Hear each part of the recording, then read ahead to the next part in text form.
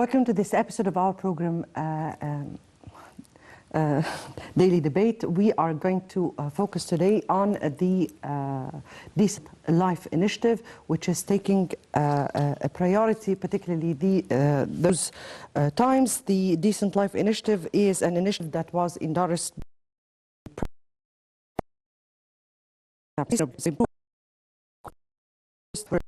communities. The initiative is carried out within the framework of the Sustainable Development Vision 2030 through decreasing multi-dimensional poverty and unemployment rate. Since its launching earlier in 2019, 103 billion were spent through the initiative on 600 projects located across 377 villages in the sectors of healthcare, education, infrastructure, sports, culture, and job creation. The head of the Central Administration of Decent Life Initiative has that the development of 1,413 rural villages out of the targeted 4,500 would be accomplished by June 30, 2022, and that the upgrade of the entire Egyptian countryside will be completed by June 24th, 2024. 89% of the budget was disbursed within the first phase of the Decent Life Initiative and was directed to Upper Egypt, so as 334 out of 375 villages received around 5 billion. The official further added that 94% of the beneficiaries at that phase live in Upper Egypt. We have seen lots and lots of campaigns during the holy month of Ramadan for decent life. We have seen lots and lots of initiatives in the framework of decent life for women empowerment. We have seen lots and lots of changes in rural areas and developmental areas. This is what we are going to focus on tonight in our show. Before we start with our discussion, we have just seen this meeting the President held with some of the media figures, in which he spoke frankly and answered lots of questions. Those questions were around the main issues that are of concerns to the whole world, and definitely among the most important or the pivots or axes of this discussion was around the economic repercussions of the Russian-Ukrainian crisis on Egypt. This is one. The repercussions that has affected us, particularly the rise in the prices and the strategy of the country to deal with those repercussions, the internal challenges that goes from our efforts to combat terrorism and radicalism and the radical ideologies, to the preserving the Egyptian entity, our national entity, and the way to deal with it media-wise. He also focused on the population issue, which is of great concern. The increase in population is definitely a big issue that the country has been trying to confront its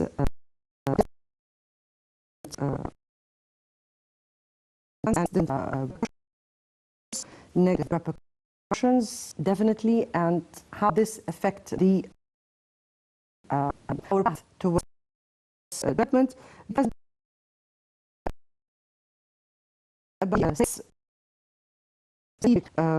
Or strategies for economic reforms, and the lots and lots of national projects mega national projects that are being carried out, particularly decent life, in which we are focusing tonight.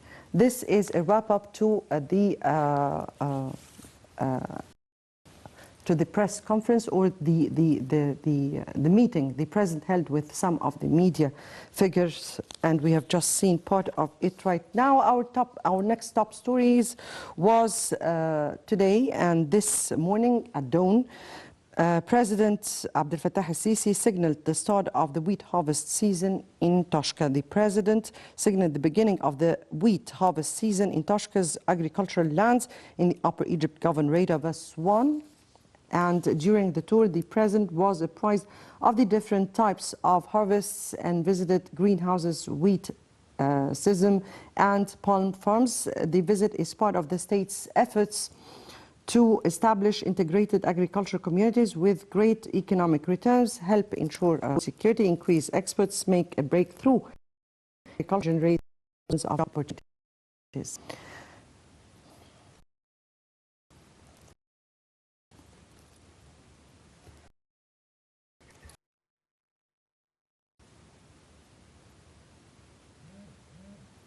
This is, of course, Toshka, what we have seen just this minute.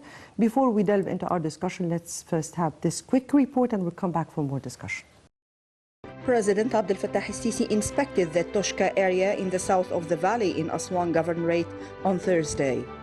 Presidential spokesman Ambassador Bassam Radi stated that President Abdel Fattah al-Sisi made an inspection tour at dawn today Toshka in the valley in Aswan Governorate to witness the start of the wheat harvest season. In the agricultural he added the actual comes as part of the state's efforts to establish integrated agricultural society with great economic returns at supporting food security, increasing exports and achieving an agricultural boom, as well as providing thousands of job opportunities within the common sentence.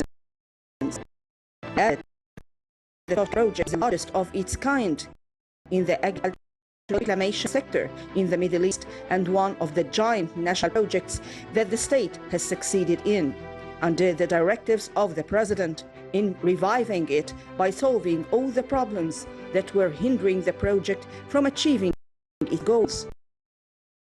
While the success, but this required a huge amount of work in all aspects to advance it, whether on the structural side, infrastructure or technology, or with regard to providing irrigation water and energy sources, as well as access to link the project with the national road network and resources for these. Right, welcome back. And to highlight this event today, this morning, and the president signaling the first of wheat in Egypt. We have with us over the phone Dr. Khalid Abu Zaid, Regional Director of Environment and Development Center, CEDAR. Good evening to you. Good evening. Right, so we've seen the president today signaling or visiting Toshka in order to see the first harvest of wheat. How do you view the keenness of the leadership to follow up this very particular issue, which is the harvest of wheat and the basic needs of people of such important? Well, of course,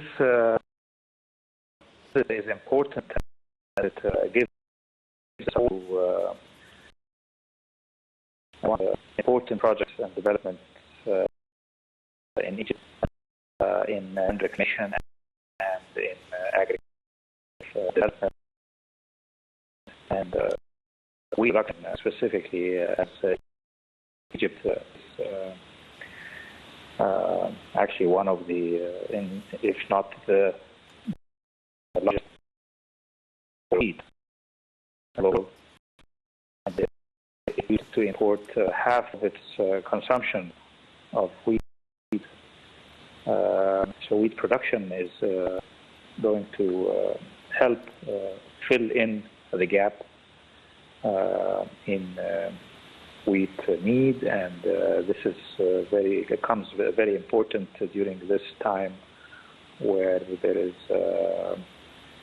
fluctuations in the foreign currency exchange, and the whole world actually with the political and some of the unrests in some of the regions that are affecting wheat exports all over the world.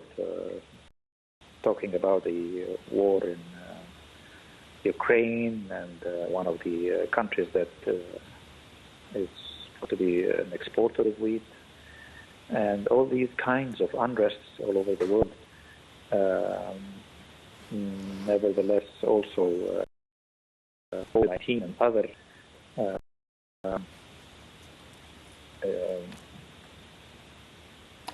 issues that affect the transportation of products, the supply chain of many products, and especially food and agriculture products. All this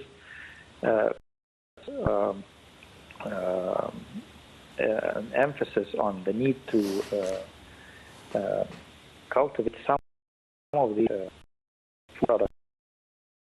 food that needed for food security at the national level.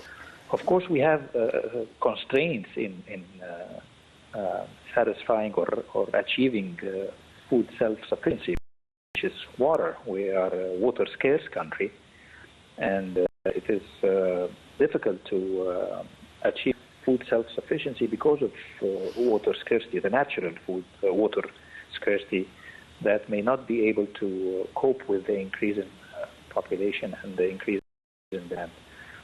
So kind of projects can at least fill part of the gap in food self-sufficiency, especially when it is done with optimization of all over the country, where the use of water is at a scale, drainage, and treated wastewater reuse, and desalination to fill some of the gaps to make available the other fresh water and recycled water for agriculture. Major projects integrated together have a very important impact on achieving food security and water security. Dr. Khalid, indeed, what you have said lots and lots of items or part of the strategy the country has or the state has been putting. The state has prioritized the security of wheat and definitely the basic needs of citizens, and hence it has dealt in several ways in order to be able to contain the situation. First, how do you view how the state has dealt with the issue of securing wheat, which we are speaking about the bread, the daily bread of people? So how do you view how the country or the state has dealt with securing the wheat issue in this particular time, through the agricultural issue, through incentives of farms, through the list of countries we have taken? How do you view how the country dealt with the situation and the strategy the country has dealt so far with this concern, because we are speaking about a concern that might extend? Yes. Well, dealing with wheat security specifically, there has been efforts at different fronts, noting the fact that it is not that easy to achieve wheat self-sufficiency, which means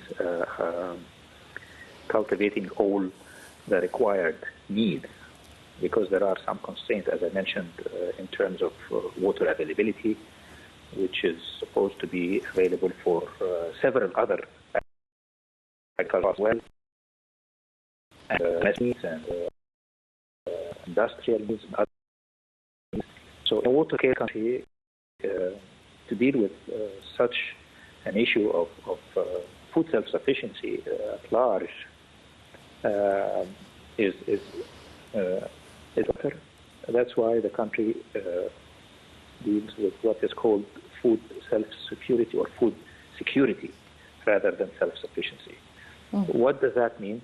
It means that it can secure part of the need by local production, and this requires allocating land and water for that production, but also securing some of the imports of that product, such as wheat. So the country has worked on securing at least 6 months' supply of storage of wheat from several countries, imports. And then also working on increasing some of the wheat production lands, increasing the land that is cultivated and actually that it has high wheat productivity. The wheat is produced in the Delta area is high yield all over the world per unit area and per unit water as well. Yes.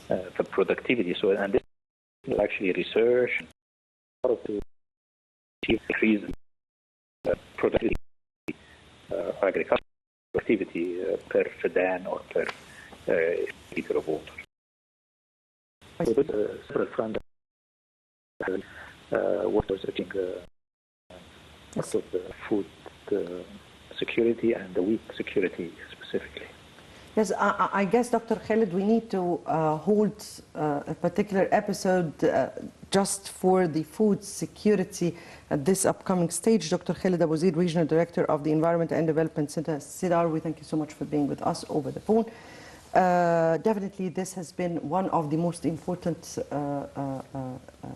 issues the legislature is concerned with. The needs of the population in terms of economic repercussions because of global challenges. Now, this part of our episode and one of the initiatives also to satisfy another challenge inside the country, decent life. This presidential initiative, before we move on with our discussion, let's have a quick look at this. Come back. President Abdel Fattah al-Sisi urged the Ministry of Local Development to spread good practices in local administration implemented by the Local Development Program in Upper Egypt and to benefit from them in rehabilitating the cadres of local units and centers targeted in the second phase of the presidential initiative Decent Life. The initiative will be responsible for all actions during the planning process and implementation of rural development projects. The Ministry of Local Development is organizing the first training forum for the cadres for the units of the Presidential Initiative Decent Life in the offices of all governorates and the targeted centers in the second phase next Tuesday and for a period of 3 days at the Local Development Center in Saqqara. The forum targets 149 local cadres, including 42 Decent Life coordinators and cadres in the offices of all governorates, 52 Decent Life coordinators from the first phase centers in the governorates, and 55 decent life coordinators in the second phase centers in the governorates of غربية, إسماعيلية, مطروح, كفر الشيخ, جيزة, منوفية, دقهلية, فيوم, دمياط, منيا, أسيوط, سوهاج, أسوان, بني سويف, قليوبية, نيو فالي, شرقية, قنا, لوكسور, Beheira, and Alexandria. The forum aims to support and build the capacities of local administrative cadres and raise the efficiency and capabilities of local leaders and cadres in the field of change management. On his part, Major General Mahmoud Sha'rawi, Minister of Local Development, stressed that the presidential initiative, A Decent Life, is the largest development project in the world, and there is great appreciation from the political leadership and the Prime Minister for the role of localities in implementing and following up on the presidential initiative and projects that are great. Welcome back, and to start our session tonight, we have with us here Dr. Sherine Allam, business development and journalist. Thank you so much for being with us. Thank you.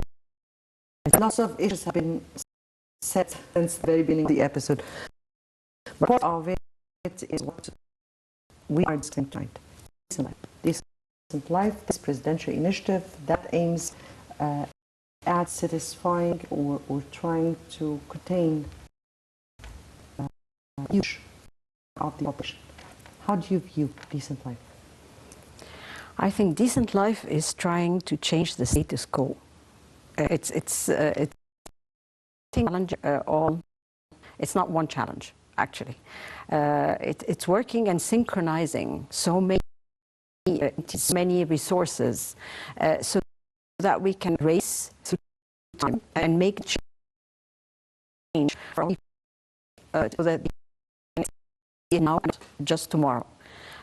So I see it as one of the greatest initiatives of this century, and I would love to see how the impact can be recorded, because I think it will be taught for years to come. We're speaking here about initiative since its beginning in 2019, and it has been playing a critical role in improving the conditions or the living conditions of people. Yeah. And we're speaking about a huge number of people. We're speaking about 50 million people from this initiative. Is that the initiative is not just directed on a certain sector, but a number of sectors. How do you find that? How do you how the this initiative has been pinpointing on each and working for each of several? I think the beauty of decent life is that it has pinpointed, as you said, or main points, or the changes happening in them. Development will happen across horizontally in many ways. Women, youth, employment, which is a major challenge. It's not only tackling poverty. It's not only tackling how people live. It's everything that is challenging the ability of people to live a life. And I think we're in some areas moving faster, but definitely it's all pushing in the direction of affording the people of Egypt a better way of living. If we speak about the sectors that are included in this initiative, we're speaking about healthcare, yeah. We're speaking about education, we're speaking about infrastructure, we're speaking about women, as you said, respectively. This is so different, particularly of what concerns empowering women and youth, because for the very first time, we're not just focusing in the traditional way, Yeah. but rather helping her financially to be able to maintain the family, giving youth the opportunity for jobs, for real jobs, preparing for this. How do you find that? How did you read what is going on, particularly in these areas? I think this is what we call real development. That's exactly what needs to be done. It's taking the problem from the roots and moving up.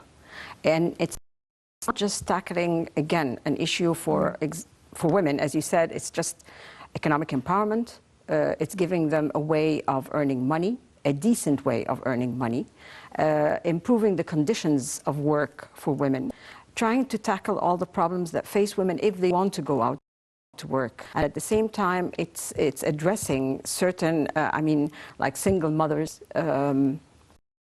divorcees, and it's also handling a difference from laws changing or challenging laws that have been a long time that are shifting to support also. So, for example, when divorcees, single mothers are being supported with giving social insurance and giving, certain financial support. For youth, on the other hand, if you wanted to think about this, is, as you said, preparing them. I think one of the most challenging things is that youth finish studies, or even if they learn a skill, and they just go out not being prepared to what the market needs. And this is always creating sort of like a gap between what's needed and what's available. And that's one of the major challenges that face youth, because they cannot find the job that they want, or they can fit in according to what they have studied or they think they have the skills for. Because the world is moving very fast, and yet they are not being taught every skill that's needed in the workspace. So this is also another area that's very important. So to prepare them and prepare the country also, if we have investments and we have new, companies coming in, they need workers. And we would have the ready workers, because if we don't find them, that would be an issue again. Another part that is concerning this very particular issue, just to move on in another sector of decent life, was encouraging entrepreneurship and startups. But this time encouraging them in a proper way, where we have seen campaigns going to those youth, these women, telling them or teaching them how to start a business. Yes. And these campaigns were very much remarkable, and something that is done for the very first time. How do you view encouraging entrepreneurship or entrepreneurs and startups at this stage, the funds and the support of the micro and macro and medium-sized and all those projects, and preparing them at the same time? I think entrepreneurship for a very long time was sort of like stuck in a certain social level, believing that people are born entrepreneurs.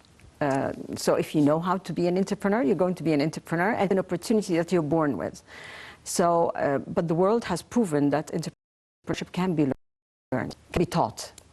So I think this is affording a lot of people the chance to really learn how to compete in a market that's moving very fast. The campaigns have definitely given them more assurance. The financial opportunities or access to finance in general, it's really giving them the real opportunities to be there. Access to markets, again, because they are given the chance to open their own business in a certain area that already studied by developing them that opportunity. So, alone, given able to I think this wholesome again soon making it possible for the use of opportunities that are and do something with it. When we speak about decent initiative, we also have to see how decent initiative works. And it has worked on changing conditions and also transforming the Egyptian countryside. Yeah. How do you view the initiative, or how the initiative went on in such an area, particularly of what concerns villages? And at the same time, how does it go in line with Egypt's Vision 2030 for sustainable development? I'll very quickly say a simple experience that I lived myself. I mean, I was going to work with an incubator in the south of Egypt, and I went by bus to Menasut and Luxor. The amount of decent buildings that have been there that was slums before is amazing. You have to be sort of amazed, proud, because it's really happening everywhere.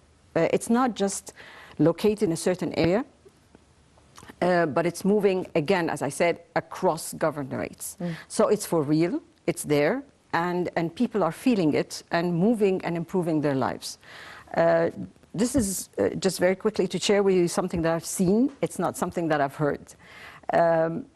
How this is happening, I think by having sort of living in decent conditions, gets us back to being able to have a better psychological state, to be able to have economic empowerment, to think of how you can improve your conditions, how you can sort of live better. It will definitely reflect on health. It will reflect on education. It will reflect in so many things. So I think it's very important. What they're given is the right. For years they had to have it, but I think it's the right time for them to have it now and enjoy it and start to move forward and maintain it. Also, this initiative is aiming at, in a way or another, to cope with the Egypt's Vision 2030, as yes. I said. Yeah. Also, when I'm speaking here, I'm speaking about how to achieve a kind of sustainable or an integrated sustainable development that would help the country move on in several sectors. One of them is industry, for an instance. Yeah.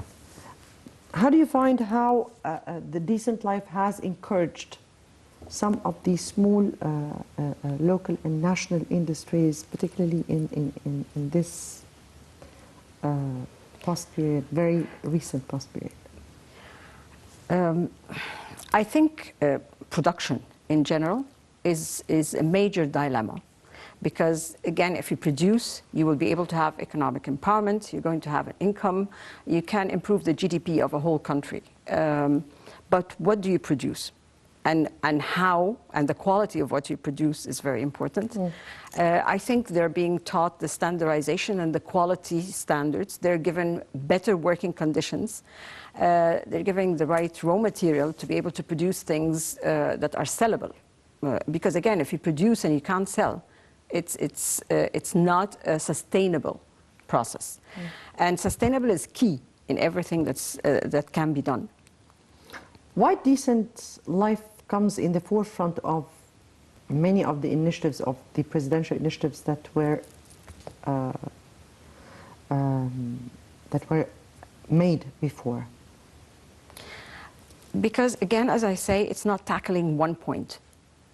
Everything that happened before is only tackling sort of, if you have a pain area, it used to be addressed.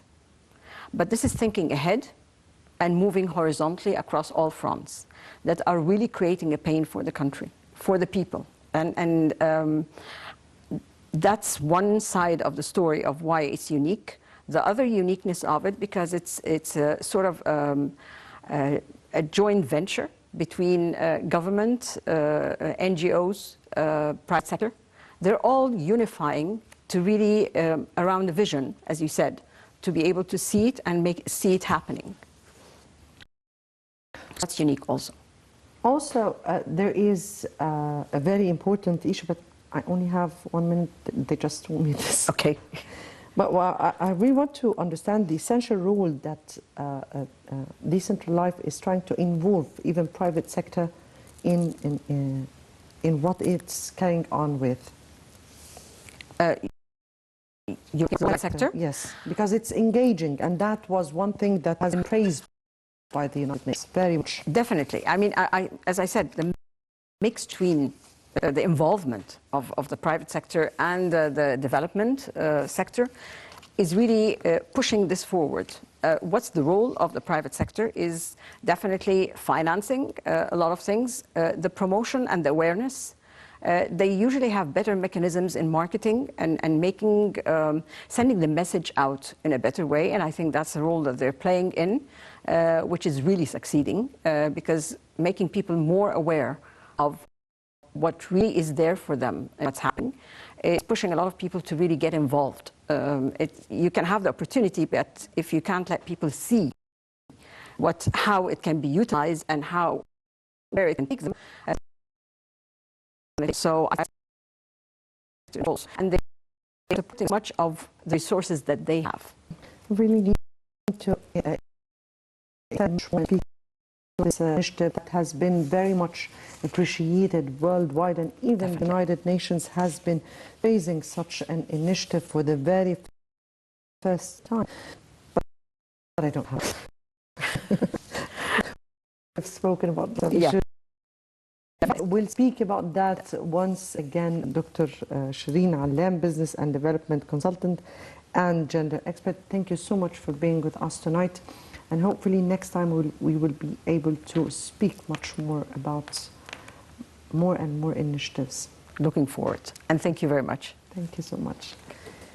And that brings us to the end of this episode of Daily Debate. Many thanks for watching and good night.